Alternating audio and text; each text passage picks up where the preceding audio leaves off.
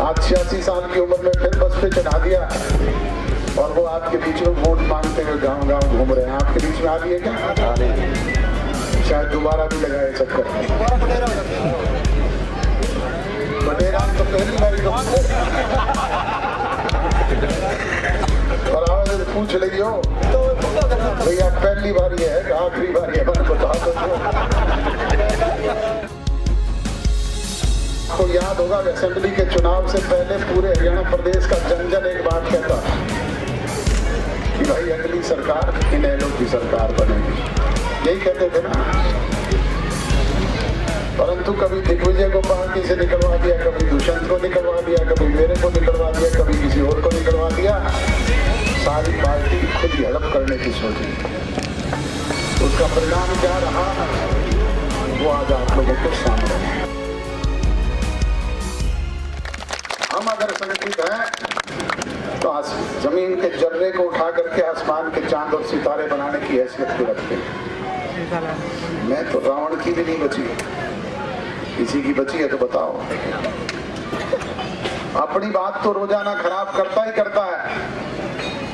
भला आदमी 86 साल की उम्र में चौधरी ओम प्रकाश चौटाला की बात को भी रोज खराब करके सोता है।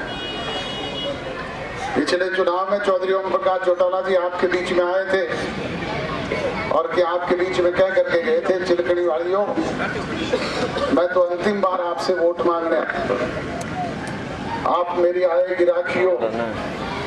आपने उनकी रखी, उनकी कही हुई बात पर फूल चढ़ाए। हमने भी कहीं विरोध किया हो तो बताओ। उसका परिणाम रहा कि इनका एकमात्र विधायक जीत करके विधानसभा की दहलीज तक पहुंचा। परंतु 2 साल में ही उन चौटाला साहब की बात को भी खराब कर दिया। आज 86 साल की उम्र में फिर बस पे चढ़ा दिया और वो आपके बीच में वोट मांगते हुए गांव गांव घूम रहे हैं। आपके बीच में आ रही है क्या? शायद दोबारा भी लगाए चक्कर। बटेरा तो पहली बारी और आवाज पूछ रही हो भैया पहली बारी है आखिरी बारी है, मैंने बता रोज आओ चाहे कहूँ आपको गाँव है, रोज आओ दिया, रोज आओ चाहे घर का नदाई करना हो, कोई बात को घर घर है आप।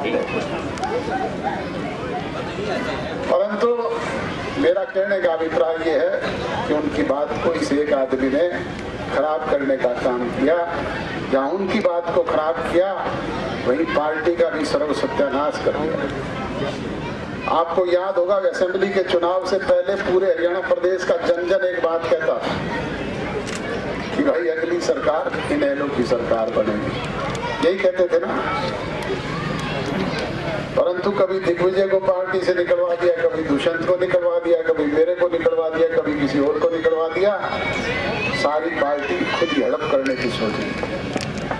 तो उसका परिणाम क्या रहा वो आज आप लोगों के सामने है। मैंने तो एक जींद की जनसभा में कहा था कि भाई ये पार्टी भी तुम्हारी, ये झंडा भी तुम्हारा, ये डंडा भी तुम्हारा, ये चुनाव निशान भी तुम्हारा, पार्टी का फंड भी तुम्हारा, 20 विधायक भी तुम्हारे और 27% वोट जो पार्टी को मिले वो भी तुम्हारे। हम तो अपना नया घर बसा लेंगे, परंतु आप इसे संभाल करके रखना। क्या संभाल करके रख पाएगा? 27% वोट से घट करके तो आ गए 1.8% वोट, और वो 8% तो 0.8 तो जो थे वो आप इलाहाबाद वालों ने दे दिए चौटाला साहब के कहने। वोट तो पूरे हरियाणा में 1% मिला। 20 विधायकों की संख्या घट करके आ गई 1 में। मैं थोड़े दिन पहले कहा करता था इन मीडिया वालों से भी थोड़े दिन बाद में पूछा करोगे कि 1 होती थी इनेलो, आज तो वो 1 भी नहीं रही, 0 हो गई। तो इन हालात के लिए कौन जिम्मेदार है, इस बात पर चिंतन और मनन करने की जरूरत है। घमंड से बात नहीं चलती। घमंड में कही हुई बातें तो ऊपर झुका हुआ आसमान पे खुद के मुंह पे गिरता है। बात तो चलती है ताकत से, हम से। आपने हरियाणा प्रदेश के 33 साल के होनहार नौजवान को पार्टी बाई क्रिकेट होने के बाद विपरीत परिस्थितियों में एकदम लोकसभा के चुनाव आ गए, फिर उसके बाद जींद का उपचुनाव आ गया, फिर असेंबली के चुनाव आ गए।